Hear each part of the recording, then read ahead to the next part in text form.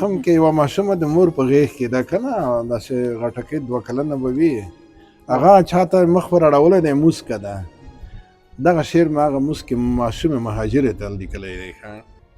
موسکې ماشومې مهاجرې ته و خپل وطن ته ښه راغلی په غېږ کې د مورکې ای ستړې مه شې موسکې مهاجرې بلبلکې مسکا دې پر وړو شونډو د نوي زیري فال دی روښانه دې په سترګو کې د هیلو یو مشال دی چې ته پکې ټالۍ وهې سرود د وطن وایې پیرزو مې پر تا باندې د ورېښمو زرغون ټال دی په ګوتو چې راونیسې د لمر شغلې نازکې ای ستړې مه شې موسکې مهاجرې بلبلکې دعاوې در پسې شه ډېرې ډېرې خفه مه شې د مور وطن په غېږه کې خو چیرې خفه مه شې نرګس او ګلابونه دې په پالي پالي پل شه خوږه اوسې تر شاتو نه د بیرې خفه مه شې سپوږمۍ دې درته وخاندي له څوکې اسمان څکې ای ستړې مه شې موسکې مهاجرې بلبلکې د خوړ غاړې ته راشې در سره همزولې واړه چې ښکلې زندګي مو تماشې ته وي ولاړه او جوړې مو د خوړ د لمدو شګو کوټنۍ وي وي ټولې روغې جوړې یوه هم نه وي ویجاړه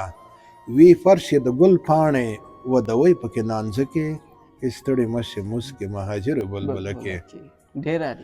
سبق مو چې الف افغانستان وي سبق مو چې الف افغانستان وي د ژوند و ماشوم ګل ته چې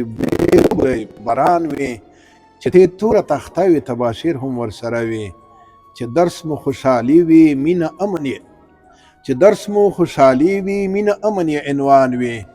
ته سوال ته ځواب وایې درته ټول کوي چکچکې ای ستړې مه شې موسکې مهاجرې بلبلکې ارمان دې څانګې څانګې شین د بر کلي چینار شه ارمان دې څانګې څانګې شین د بر کلي چینار شه د مینې او د پوهې د بلبلو پرې چغار شه افغان وطن دې ستا د یوې مسکا په شانې خوږ شي قربان دې صدقه د خپل کاروان کاکا دې جار شه او ستا سترګو ورته راوړې چې نغمې وي ترېنه ورکې ای ستړې مه شې موسکې مهاجرې بلبلکې ډېر خوندور شعر. مننه